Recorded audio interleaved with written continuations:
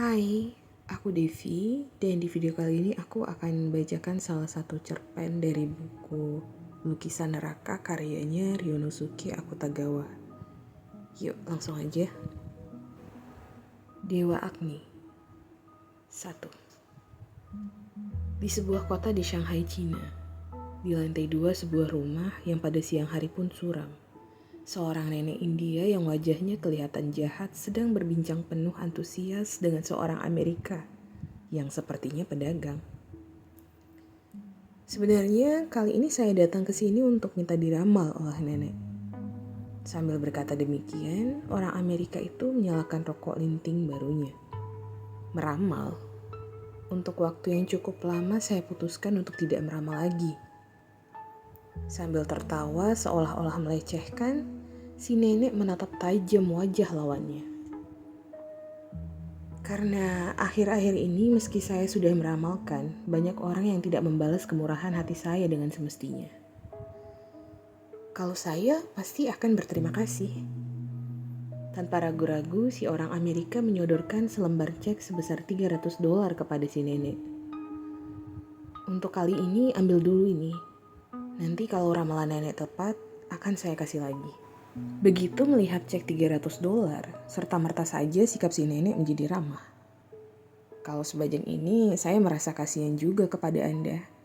Ngomong-ngomong, sebenarnya Anda mau diramal tentang apa? Yang saya ingin minta diramalkan. Sambil mengepit rokoknya dengan bibir, orang Amerika itu menyunggingkan senyuman licik. Sebenarnya perang antara Jepang dan Amerika itu kapan akan terjadi? Soalnya kalau kami para pedagang sudah mengetahuinya, kami akan segera meraih untung yang besar. Kalau begitu silahkan Anda datang lagi besok. Nanti saya akan ramalkan. Oh, gitu ya. Kalau begitu tolong nenek ramalkan. Jangan sampai ada kesalahan ya. Nenek orang India itu membusungkan dada penuh kebanggaan. Sudah 50 tahun saya meramal dan sekalipun ramalan saya tidak pernah meleset. Karena ramalan ini petunjuk dari Dewa Agni sendiri. Setelah orang Amerika itu pulang, si nenek berjalan menuju pintu ruangan lain. Lalu, Eren! Eren! Demikian dia memanggil. Yang muncul menjawab panggilan itu adalah seorang perempuan Cina yang cantik. Namun, mungkin karena kelelahan, pipi bagian bawahnya yang bergayut berwarna seperti lilin. Hei, mengapa kamu bermalas-malasan seperti itu? Benar-benar tidak ada perempuan yang tak tahu malu seperti kamu ini. Pasti tadi kamu terkantuk-kantuk di dapur atau melakukan sesuatu kan? Dibentaki seperti apapun, Eren hanya terdiam menundukkan mukanya. Dengar baik-baik ya, malam ini kita akan menghadap Dewa Agni yang sudah lama tidak kita kunjungi. Jadi kamu harus siap-siap ya. Gadis itu mengangkat wajah dengan tatapan yang kelihatan sedih. Memandang wajah si nenek yang hitam legam. Malam ini, Nek. Malam ini pukul 12. Mengerti? Jangan lupa ya. Si nenek orang India mengangkat jarinya seolah mengancam. Nanti kalau kamu menyusahkanku lagi seperti yang lalu, saat itu nyawamu tidak akan ada lagi. Kalau aku berniat membunuhmu, daripada mencekik leher bayi, akan... Si nenek menghentikan kata-katanya, lalu tiba-tiba mengerutkan wajahnya. Lawan bicaranya, Eren entah sejak kapan sudah berada di samping jendela kaca yang dalam keadaan terbuka dan memandangi jalanan yang sepi. Kamu lihat apa? Wajah Eren semakin memucat, dan sekali lagi dia menatap wajah si nenek. Baiklah. Kalau kamu masih melecehkanku, artinya kamu masih belum cukup merasakan rasa sakit ya. Sambil membeliakan matanya, si nenek mengangkat sapu yang ada di situ. Tepat pada saat itu, terdengar ketukan yang keras di pintu. Tampaknya ada seseorang yang datang. 2. Kira-kira pada jam yang sama pada hari itu, seorang Jepang yang masih muda lewat di depan rumah itu. Dan entah mengapa, begitu melihat wajah anak perempuan yang muncul di jendela lantai 2, dia terhenti berjalan dan bengong terpana. Bersamaan dengan itu, lewat pula di situ seorang penarik riksau, orang Cina yang sudah tua. Hei, Bapak tahu tidak? Siapa orang yang tinggal di lantai 2 itu? Tiba-tiba saja orang Jepang ini bertanya kepada si penarik riksau.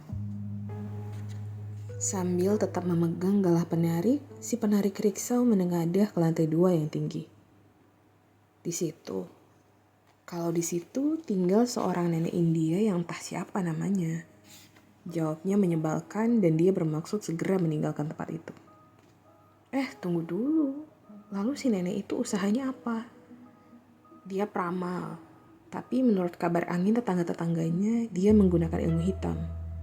Ya, kalau sayang nyawa, sebaiknya Anda tidak masuk ke tempat si nenek itu. Setelah penarik riksau orang Cina itu pergi, si orang Jepang bersedekap. Tampaknya memikirkan sesuatu. Dan akhirnya, mungkin karena sudah membulatkan tekad, dengan cepat memasuki rumah itu. Dan yang tiba-tiba terdengar pada saat itu adalah caci maki si nenek bercampur dengan suara tangisan anak perempuan Cina. Begitu mendengar suara itu, dengan langkah lebar, si orang Jepang melangkahi masing-masing 3 buah anak tangga yang berada dalam kesuraman. Lalu dengan sekuat tenaga dia mengetuk pintu kamar si nenek. Pintu segera terbuka, tetapi begitu si orang Jepang masuk, di situ hanya ada si nenek India yang sedang berdiri. Anak perempuan Cina itu mungkin sudah bersembunyi di ruangan lain. Tidak tampak batang hidungnya. Ada perlu apa? Dengan tatapan penuh kecurigaan, si nenek memandang tajam wajah lawan bicaranya. Kamu peramal kan? Sambil tetap bersedekap, orang Jepang itu memelototi balik wajah si nenek. Betul.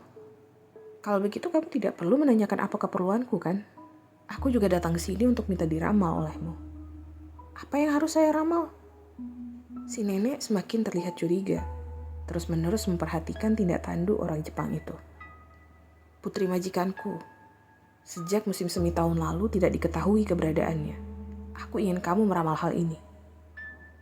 Orang Jepang itu mengatakan kata demi kata dengan penuh penekanan. Majikanku adalah konsul Jepang di Hong Kong, dan nama putrinya adalah Taiko. Aku ini pelajar yang menumpang di rumahnya. Namaku Endo. Bagaimana? Di mana kira-kira anak gadis majikanku berada? Sambil berkata demikian, Endo menyusupkan tangan ke dalam saku rahasia di jaketnya, lalu mengeluarkan sepucuk pistol. Apa tidak ada di sekitar sini? Menurut penyelidikan polisi Hong Kong yang menculik putri itu diduga orang India. Kalau kamu menutup-nutupi akan berakibat tidak baik buat dirimu. Tetapi si nenek India itu sama sekali tidak terlihat merasa takut. Jangankan merasa takut, bahkan dia menyunggingkan senyum yang seolah melecehkan. Kamu ini ngomong apa? Aku tidak pernah sama sekali pun melihat wajah anak gadis seperti itu. Bohong, yang barusan melihat keluar dari jendela itu pasti Nona Taiko kan? Sambil tetap menggenggam pistol dengan sebelah tangannya, Endo menunjuk pintu ruangan lain dengan sebelah tangan lainnya. Jika kamu masih berkeras seperti itu, bawa orang Cina itu ke sini. Dia itu anak pungutku.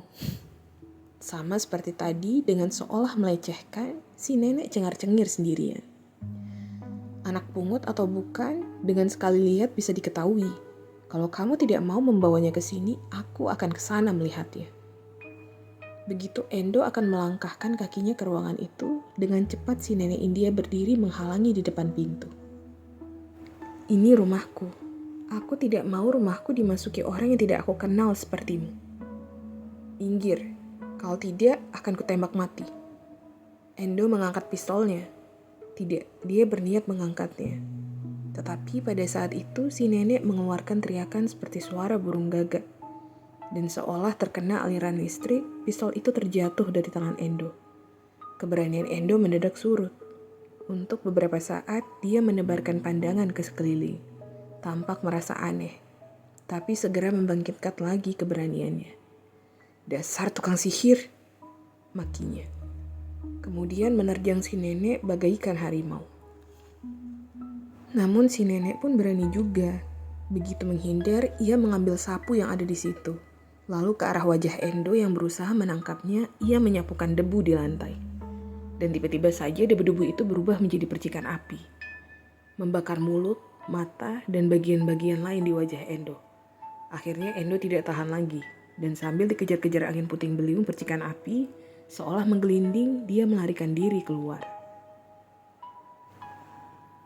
3. Pada saat waktu menunjukkan kira-kira pukul 12 malam, sambil berdiri mematung di depan rumah si nenek sendirian, Endo memandang bayangan penerangan yang memantul di kaca jendela lantai 2 dengan penuh kekecewaan. Padahal aku sudah menemukan tempat keberadaan si Nona, tapi sayang sekali aku tidak bisa mengambilnya kembali. Bagaimana kalau sekalian saja aku melapor ke polisi? Oh, tidak. Aku sudah kapok dengan kekurang seriusan polisi-polisi Cina seperti yang kualami di Hong Kong. Kalau kali ini pun kembali dibawa kabur, akan sangat sulit untuk mencarinya lagi. Namun, untuk menghadapi si nenek sihir itu, pistol pun tak ada gunanya. Pada saat Endo sedang membatin seperti itu, tiba-tiba dari jendela di tingkat 2 yang tinggi, ada potongan kertas yang melayang jatuh. Ada kertas jatuh. Jangan-jangan surat dari si Nona. Endo bergumam demikian, lalu memungut kertas itu, mengeluarkan lampu senter yang disembunyikan dan menatap kertas itu. Lalu ia menyorotnya dengan sinar bundar. Ternyata di atas kertas itu terlihat bekas tulisan pensil yang sangat tipis, seolah akan menghilang, yang pastinya tulisan Taiko. Saudara Endo, nenek di rumah ini adalah seorang tukang sihir yang sangat menakutkan. Kadang-kadang di tengah malam, ia merasukkan dewa India yang bernama Agni ke dalam tubuh saya. Selama saya kerasukan dewa itu, saya seperti orang mati. Karena itu, entah apa yang akan terjadi, saya tidak tahu. Tapi menurut cerita si nenek, dewa Agni itu dengan meminjam mulut saya akan memberikan berbagai macam petunjuk. Dan malam ini pun pada pukul 12, si nenek akan merasukkan dewa Agni ke dalam tubuh saya. Kalau biasanya, tanpa saya ketahui, kesadaran saya selalu hilang. Maka untuk malam ini, sebelum kesadaran saya menghilang, saya akan berpura-pura sudah terkena sihir. Saya akan mengatakan bahwa jika dia tidak mengembalikan diri saya kepada ayah, dewa Agni akan mencabut nyawa si nenek. Si nenek ini sangat takut kepada dewa Agni lebih dari siapapun. Kalau mendengar kata-kata itu, tentunya dia akan mengembalikan saya. Saya mohon, besok pagi sekali datanglah ke rumah si nenek. Selain trik ini, tidak ada cara lain lagi untuk melarikan diri dari cengkeraman si nenek. Selamat tinggal. Setelah selesai membaca surat itu, Endo mengeluarkan jam rantainya dari sakunya. Waktu sudah menunjukkan pukul 12 kurang 5 menit. Sebentar lagi akan sampai pada waktunya. Karena lawannya seorang penyihir dan si Nona masih anak-anak. Jadi kalau nasib lagi tidak baik. Sebelum kata-katanya selesai, tampaknya penyihiran sudah akan dimulai. Jendela yang sampai saat itu terang tiba-tiba saja menjadi gelap gulita. Bersamaan dengan itu, entah dari mana datangnya, aroma dupa yang aneh mengambang tenang sampai meresap ke dalam lempengan-lempengan batu di jalanan kota. 4. Pada saat itu di meja di ruangan lantai 2 yang sudah dipadamkan lampunya, sambil membuka kitab sihirnya, si nenek India terus-menerus membaca mantra. Huruf-huruf dalam kitab itu, meski dalam kegelapan, dengan sinar api dari pedupaan, samar-samar masih kelihatan. Di depan si nenek, Eren yang kelihatan sangat cemas, bukan Taiko, yang diberi pakaian Cina duduk terdiam di kursi. Apakah surat yang dijatuhkan dari jendela sampai dengan selamat ke tangan saudara Endo? Bayangan orang di jalan tadi memang kelihatan seperti saudara Endo. Namun, apakah mungkin salah orang? Berpikir seperti itu, Taiko merasa tidak tenang. Tetapi jika kekhawatirannya itu tanpa disadarinya terlihat oleh si nenek, semuanya akan berakhir sudah. Trik untuk melarikan diri dari rumah tukang sihir yang menakutkan ini tentunya akan segera diketahui. Karena itu, dengan mati-matian, Taiko merangkapkan kedua tangannya yang gemetaran. Dan dengan harap-harap cemas, menunggu mendekatnya waktu saat ia berpura-pura seolah kerasukan dewa Agni. Sesuai dengan yang sudah direncanakannya. Setelah selesai membaca mantra, si nenek mulai berputar mengelilingi Taiko sambil menggerak-gerakkan tangan dengan bermacam cara. Suatu saat, sambil tetap berdiri di depan Taiko, ia mengangkat kedua tangannya ke kiri dan ke kanan. Di saat berikutnya, ia memutar ke belakang, seolah akan menutup mata. Lalu perlahan menggantungkan tangannya di dekat dahi Taiko. Kalau pada saat itu ada seseorang dari luar kamar melihat kondisi si nenek, tentunya dia akan melihat seolah di dalam sinar api pedupaan yang kebiruan itu, seekor kelelawar besar atau sesuatu sedang terbang berputar-putar. Pada saat seperti itu, seperti biasanya rasa kantuk sedikit demi sedikit mulai menyerang Taeko. Namun jika sekarang dia tertidur, pasti trik yang sudah direncanakannya tidak bisa lagi dilaksanakan. Dan kalau rencananya tidak bisa dilaksanakan, pasti ia tidak akan bisa pulang ke tempat ayahnya. Ya dewa-dewa Jepang, lindungilah saya. Jangan sampai saya tertidur. Sebagai imbalannya, kalaulah saya dapat melihat lagi wajah ayah sekali saja, meskipun hanya sekejap, segera mati pun tidak apa-apa. Oh dewa-dewa di Jepang, pinjamilah saya kekuatan dewa-dewa, agar saya dapat mengelabui si nenek. Di dalam hati berkali-kali Taeko berdoa penuh hikmat. Namun rasa kantuk semakin lama semakin menguat. Dan bersamaan dengan itu, di telinga Taeko seolah bunyi pukulan tambur logam. Suara nyanyian yang tidak diketahui nadanya lama-lama mulai menyusup. Nyanyian ini merupakan suara yang terdengar setiap kali Dewa Agni akan turun dari langit. Kalau sudah begini, betapapun ditahan-tahan, mau tidak mau tetap saja akan tertidur. Dalam kenyataannya, di depan api pedupaan, sosok si nenek India pun seolah mimpi buruk menakutkan yang memburam. Dalam sekejap menghilang dari pandangannya. Dewa Agni, saya mohon dengarkanlah kata-kata saya.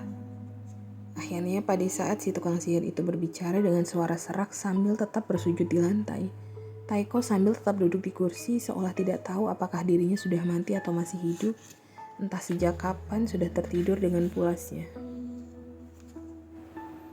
5. Tentunya Taeko dan si nenek sendiri pasti menganggap bahwa tidak ada seorang pun yang melihat saat penyihiran itu dilakukan. Namun, sebenarnya di luar kamar ada seorang laki-laki yang mengintip kejadian itu dari lubang kunci pintu. Siapa gerangan orang itu? Tidak usah dikatakan lagi, dia adalah Endo, si pelajar. Setelah membaca surat Taeko, awalnya Endo akan menunggu sampai subuh sambil tetap berdiri di pinggir jalan. Tetapi mengingat situasi yang dihadapi si Nona, hatinya tidak bisa tenang. Karenanya, seperti seorang pencuri, dia menyusup ke dalam rumah. Lalu segera naik ke lantai 2 dan terus mengintip sedari tadi. Meski dikatakan mengintip, karena mengintipnya dari lubang kunci, yang terlihat di hadapannya hanyalah wajah Taeko yang seperti orang mati, yang disinari oleh api kebiruan dari pedupaan. Selain itu, baik meja, buku sihir maupun sosok si nenek yang bersujud di lantai sama sekali tidak terlihat. Tetapi suara si nenek yang serak terdengar sangat jelas. Dewa Agni, saya mohon dengarkanlah kata-kata saya. Ketika si nenek mengucapkan kata-kata itu, Taeko yang terduduk seolah tidak bernapas, sambil tetap memejamkan matanya tiba-tiba mulai berkata-kata. Dan suaranya adalah suara laki-laki kasar yang tidak mungkin bisa keluar dari mulut anak perempuan seperti Taeko. Tidak, aku tidak akan mendengarkan permohonanmu. Kamu menentang perintahku dan selalu berbuat keburukan. Pada malam ini aku akan memutuskan hubungan dengan dirimu. Tidak hanya itu, aku berniat menjatuhkan hukuman untuk keburukan-keburukan yang telah kamu perbuat. Si nenek terbengong-bengong. Untuk beberapa saat dia tidak mengatakan apapun. Hanya suara helaan nafas berat yang terdengar. Namun tanpa peduli, Taeko terus berkata dengan penuh keagungan. Kamu telah mencuri anak perempuan ini dari ayahnya yang perlu dikasihani. Kalau kamu masih sayang nyawamu, tidak usah besok. Malam ini juga sebaiknya cepat kamu kembalikan anak ini. Sambil tetap menempelkan matanya di lubang kunci, Endo menunggu jawaban si nenek. Dan di luar dugaan, jangankan kaget, si nenek ini sambil mengeluarkan suara tawa yang menyebalkan segera saja berdiri di depan Taeko. Jangan kamu melecehkan orang, kamu anggap aku ini apa? Aku belum merasa pikun sampai bisa dikelabui olehmu. Cepat kembalikan kepada ayahmu. Mana mungkin Dewa Agni berkata seperti itu. Beliau bukan pejabat kepolisian, kan? Entah diambil dari mana, si nenek menodongkan sebilah pisau ke wajah Taeko yang tetap memejamkan mata. Ayo, aku ilas secara jujur. Kamu ini menggunakan suara Dewa Agni yang sama sekali tidak pantas kau gunakan, kan? Meski dari tadi melihatnya, tentu saja Endo juga tidak tahu apakah Taeko betul-betul tertidur atau hanya berpura-pura. Melihat situasi itu, Endo merasa cemas. Jangan-jangan triknya terbongkar. Tetapi Taeko tetap saja tidak menggerakkan pelupuk matanya sekalipun, dan menjawab dengan nada suara seolah melecehkan. Kamu juga sudah mendekati waktu kematian. Apa suaraku ini terdengar di telingamu seperti suara manusia? Suaraku ini, meskipun rendah, merupakan suara bara yang menyala-nyala di tempat dewa-dewa. Apa kamu tidak bisa memahami hal itu? Kalau tidak, ya terserah. Aku hanya ingin bertanya kepadamu. Apakah kamu akan segera mengembalikan anak perempuan ini atau menentang perintahku? Tampaknya si nenek merasa sedikit bimbang. Tetapi segera dia memberanikan diri lagi. Sambil menggenggam pisau di sebelah tangannya, tangan satunya lagi mencekal rambut belakang Taeko dan menariknya ke arah dirinya. Anak tolol, masih mau bersikap keras kepala. Baiklah, kalau begitu sesuai dengan yang telah kukatakan, aku akan mencabut nyawamu. Si nenek mengangkat pisaunya. Jika terlambat 1 menit saja, nyawa Taeko akan hilang. Segera saja Endo bergerak dan mencoba paksa membuka pintu yang terkunci. Namun pintu tidaklah mudah terbuka. Baik didorong maupun digebrak, hasilnya hanya kulit tangan yang lecet. 6. Tiba-tiba pada saat itu dari kegelapan dalam kamar bergema suara teriakan. Entah teriakan siapa. Dan terdengar pula bunyi jatuhnya seseorang ke lantai. Bagaikan orang gila, sambil memanggil-manggil nama Taeko, Endo mengumpulkan seluruh kekuatan di pundaknya dan berkali-kali menabrakkan tubuhnya pada pintu. Bunyi papan pecah, bunyi kunci lepas, akhirnya pintu pun pecah. Namun di dalam kamar hanya api pedupaan yang terus menyala-nyala. Keadaannya sangat hening, seolah tidak ada orang. Dengan berpegang pada sinar pedupaan itu, dengan takut-takut dia menebarkan pandangan ke sekeliling. Dan yang segera masuk ke dalam penglihatannya adalah Taeko yang seperti orang mati, yang masih duduk terdiam di kursi. Entah mengapa, dalam penglihatan Endo, di sekeliling kepalanya diselimuti oleh aura keemasan, membangkitkan suasana yang agung. Nona, Nona. Endo mendekat ke arah kursi, lalu mendekatkan mulutnya ke telinga Taeko, dan terus memanggil-manggil namanya sepenuh hati. Namun Taeko tetap memejamkan mata, tidak membuka mulut. Nona, sadarlah, saya Endo. Seolah baru sadar dari mimpi, ia membuka sedikit pelupuk matanya. Saudara Endo? Ya, saya Endo. Sekarang tenanglah, sudah aman. Ayo kita cepat-cepat kabur dari tempat ini. Seolah masih berada di antara sadar dan tidak sadar, Taeko berkata dengan suara lemah. Trik saya gagal, soalnya saya tanpa sadar tertidur. Maafkan saya ya. Trik Nona terbongkar bukan karena kesalahan Nona. Sesuai dengan perjanjian kita, bukankah Nona telah berhasil berpura-pura kerasukan Dewa Agni? Tapi masalah itu tidak usah dipikirkan lagi. Ayo cepat kita kabur. Seolah merasa tak sabar, Endo mengangkat Taeko dari atas kursi. Hah? Masa? Saya kan tertidur. Saya tidak tahu apa yang saya katakan. Sambil bersandar di dada Endo, Taeko berkata seolah bergumam. Trik saya tidak berhasil. Saya tidak mungkin bisa melarikan diri. Mana mungkin begitu? Ayo, ikut dengan saya. Kalau kali ini kita gagal, nanti akan lebih repot lagi. Tapi ada si nenek kan? Si nenek. Sekali lagi Endo menebarkan pandangan ke seluruh kamar. Di atas meja seperti tadi, kitab sihir dalam keadaan terbuka. Dan yang terbaring terlentang di bawahnya adalah si nenek orang India itu. Di luar dugaan, si nenek terkapar dengan pisaunya sendiri menusuk dadanya. Dan sekarang mati dalam kubangan darahnya sendiri. Si nenek bagaimana? Dia sudah mati. Sambil menengadah ke arah Endo, Taeko mengerutkan alisnya yang indah. Sedikit pun saya tidak tahu, apakah saudara Endo yang membunuhnya. Dari mayat si nenek, Endo mengalihkan pandangan ke wajah Taeko. Bahwa trik malam ini gagal. Bahwa si nenek mati karena kegagalan rencana malam ini. Dan oleh karenanya dapat mengembalikan Taeko dengan selamat. Bahwa nasib itu sangat aneh. Endo baru menyadari pada saat itu. Bukan saya yang membunuhnya. Yang membunuh si nenek adalah Dewa Agni yang malam ini datang ke sini. Sambil mendekat Taeko, Endo berbisik seperti itu dengan penuh hikmat. Dan sekianlah salah satu cerpen dari karya penulis Ryonosuke Akutagawa dengan buku Lukisan Neraka. Dan buku ini adalah buku terjemahan dengan judul asli Akutagawa Ryonosuke Tanpenshu. Dan buku ini pertama kali dicetak pada Mei 2013 di Indonesia oleh Kansha Publishing. Kemudian di buku ini nggak cuma hanya ada satu cerpen ya, di sini ada 6 cerpen. Yang pertama ada Lukisan Neraka, yang kedua ada Roda Bergerigi, yang ketiga Kehidupan Seorang Bebal, keempat Dewa Agni, yang kelima Gerobak Dorong, dan yang keenam Jeruk. Dan untuk mendukung penulisnya, untuk mendukung karya-karyanya, saya sarankan teman-teman sekalian untuk membeli bukunya dan membaca bukunya langsung ya teman-teman. Dan sekian video dari saya. Kalau kalian mendengarkan audiobook ini sampai akhir, coba kalian tinggalin jejak di kolom komentar ya. Oke, jangan lupa juga di like dan di subscribe biar saya makin semangat bacain cuplikan buku buat kalian. Oke, segitu aja. Terima kasih atas waktunya. Saya Devi pamit. Sampai ketemu di video berikutnya. Mungkin ada cuplikan buku atau tutorial ngerancut. Assalamualaikum warahmatullahi wabarakatuh.